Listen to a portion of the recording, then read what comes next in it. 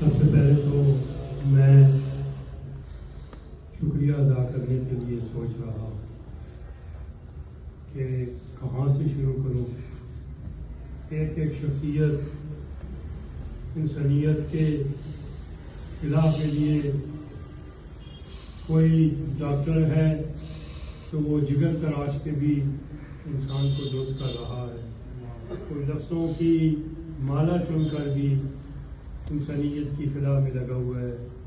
ہمارے کھیل سے متعلق شعبہ کے اس علاقے کے سب سے بڑے پاکستان کے سب سے بڑے کتابی یہاں عطاء الرحمان چودھری صاحب سے لے کے ملک قاسم صاحب تک اور یہ بڑے بہا شخصیات ان کی موجودگی میں میرا اظہار بیان کرنا وہ بالکل ایک ادنا سے کارکن کی طرح ہوتا ہے.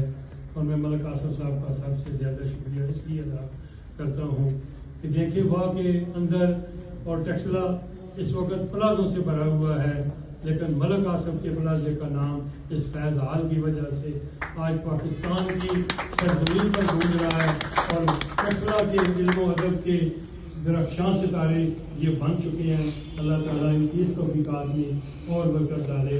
انہیں بہترین رہنمائی کرنے والے عطاء الرحمان جیسے دوست توفیق جیسے دوست ہیں جو ہمارا سخن بھی یہاں تک پہنچا رہے ہیں. تو میں انہی حوالے سے کتاب جہاں تک ہے اس کے حوالے سے دو چند الفاظ.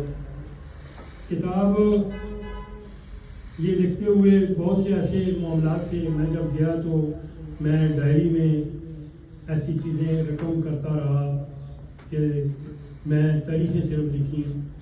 واپس آیا تو کچھ بیماری کا شکار ہو گیا. جب بیماری سے بچا تو میں نے کہا کہ میں